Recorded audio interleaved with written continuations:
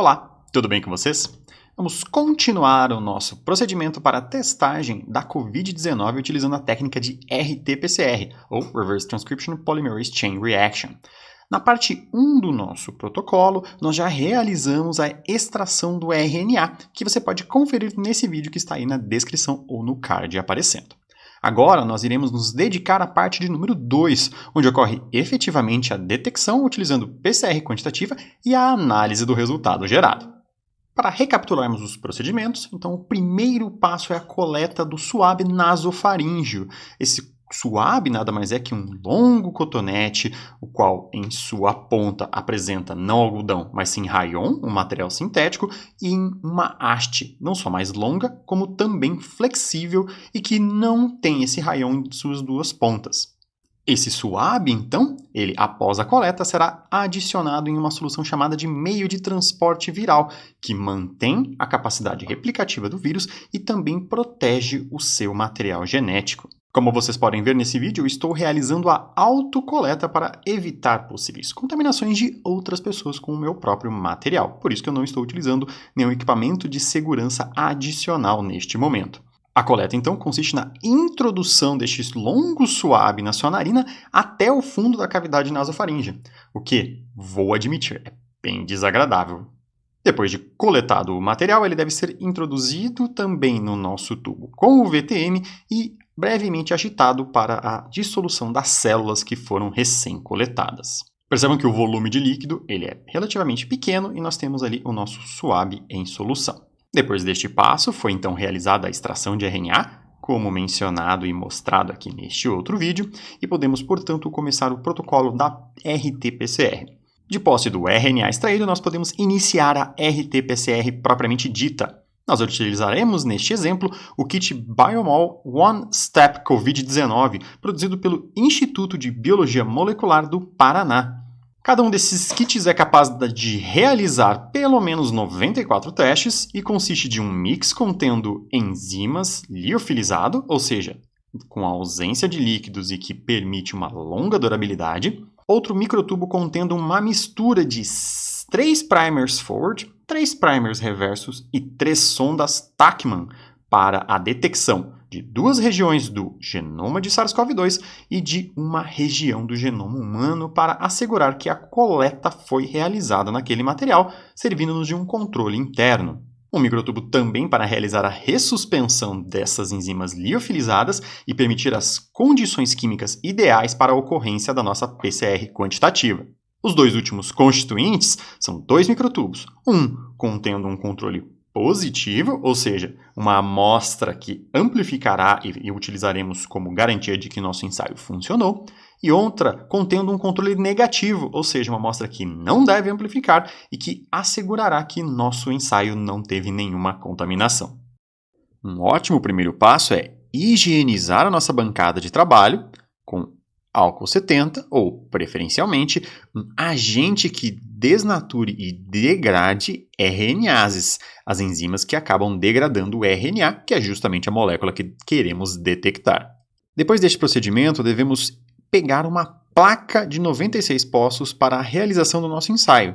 Ela nada mais é do que um conjunto de 96 tubinhos colados uns aos outros e que nos permitem a realização de ensaios em um volume muito reduzido. Devemos continuar o nosso procedimento organizando a bancada de trabalho e, por fim, devemos distribuir a nossa mistura, que chamamos comumente de mix, onde temos as nossas enzimas em um pH e um tampão controlados, os primers e sondas necessárias para a amplificação. Em nosso caso, são apenas 15 microlitros desta reação. Depois de adicionar 15 microlitros em cada um desses nossos pocinhos necessários, podemos ir para a área de montagem da nossa PCR. Nós justamente realizamos a reação em 2 ambientes separados para evitar a contaminação com aerossóis dos nossos reagentes de estoque. Devemos agora adicionar 5 microlitros de RNA a cada um desses nossos pocinhos preparados. Esses 5 microlitros foram os obtidos no processo de extração da nossa amostra. Como não é tão simples visualizar o pocinho na nossa placa, eventualmente nós precisamos levantar a mesma. Não podemos nos esquecer dos nossos controles, tanto da adição do controle positivo, quanto da adição do nosso controle negativo. Como a nossa reação será aquecida no termociclador, precisamos vedar a placa. Isso deve ser feito com um filme que seja transparente à luz. Por quê? É justamente por cima da nossa placa que será realizada a leitura e é preciso que a fluorescência seja visualizada pelo equipamento. Assim, eu colo como se fosse uma fita, que chamamos de selante, em cima de nossa placa e vedo adequadamente. O próximo passo agora é transportar a nossa placa até o termociclador.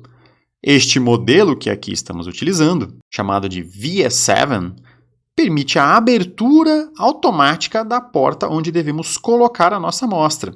E aqui devemos tomar bastante cuidado. A nossa placa de 96 poços apresenta 8 linhas, designadas de A até H, e 12 colunas, designadas de 1 até 12.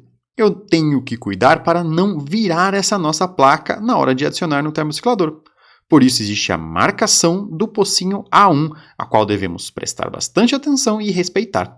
Finalizado o processo, eu posso fechar esse nosso equipamento, deixando a placa dentro do mesmo e partir para o processo de configuração da nossa reação.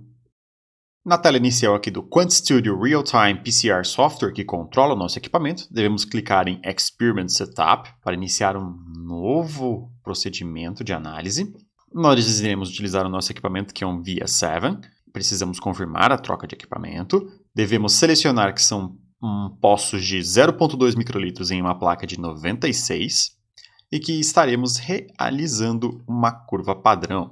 Nosso ensaio é do tipo Tachmann, que está aqui indicado, e o nosso instrumento será utilizado no modo padrão e não no modo rápido, então devo modificar mais esta opção. Na nossa sequência, nós clicamos aqui em Define, onde nós devemos adicionar os nossos alvos. O primeiro deles é ORF-1AB. Este nosso alvo está no fluoróforo FAN. Nós temos um novo alvo aqui, clicando em New, que é o NG, que está utilizando o VIC como fluoróforo, ou seja, uma segunda cor distinta. E nós temos aqui um terceiro alvo, que apresenta uma terceira cor distinta, que é a RNase P humana, que é justamente um controle para a nossa detecção. Ela está utilizando como repórter a molécula chamada de ROX. É importante, então, desabilitar a referência passiva. A referência passiva é uma molécula que é utilizada para avaliar a fluorescência durante a corrida. Neste nosso kit, nós não temos essa opção, então nós vamos desabilitar a mesma, dado que o ROX já está sendo utilizado aqui em cima. No nosso caso, eu poderia adicionar diversas amostras aqui, ou, preferencialmente, pelo menos, marcar a nossa amostra positiva e a nossa amostra negativa. Feito isso, eu posso distribuir na nossa placa clicando em Assign. Então, vamos supor que eu tenho aqui os meus 4 primeiros poços sendo avaliados. Todas as 3 cores, ou seja, tanto NGN quanto ORF1AB e RNase P. Que o nosso primeiro pocinho seja de uma amostra desconhecida, sample 1, por exemplo. O segundo pocinho também. Aí nós temos uma amostra positiva e uma amostra negativa no final. E seriam essas as nossas amostras a serem avaliadas. É sempre importante realizar o ensaio com um controle positivo e um controle negativo, independente do número de amostras avaliadas. Precisamos saber se não houve contaminação e se as amostras positivas seriam detectadas naquele ensaio. Em Run Method, nós podemos alterar as condições da nossa reação. Como o nosso kit é de um único passo, aqui no primeiro estágio nós manteremos a 50 graus Celsius por 15 minutos. Aqui a transcrição reversa ocorrerá. Após essa transcrição reversa, eu preciso aquecer a minha amostra a 95 graus Celsius por 3 minutos para que ocorra a desnaturação inicial do nosso DNA, ou, no caso, do nosso híbrido de RNA com DNA. Por fim, entramos na ciclagem da nossa reação. Posso fazer 40 ciclos, começando com 15 segundos a 95 graus Celsius e 40 segundos a 55 graus Celsius. Eu preciso reduzir aqui esse valor para 40 segundos e 55 graus Celsius e a nossa temperatura a ser utilizada. Outro passo importante é adicionar um estágio final, onde eu possa simplesmente manter o meu termociclador a uma temperatura em ambiente por 10 segundos para garantir que a placa já estará refrigerada na hora de remover a mesma e que eu não corra, por exemplo, com risco de me queimar durante o processo. Esse último aquecimento aqui ele é desnecessário, então eu posso deletar o mesmo da nossa reação. Outro detalhe é que nós misturamos 15 microlitros de mix e 5 microlitros de amostra, portanto o volume de reação por poço ele é de 20 microlitros. Estando tudo isso correto, eu posso vir em Run e iniciar a nossa amostra, clicando aqui em Start Run.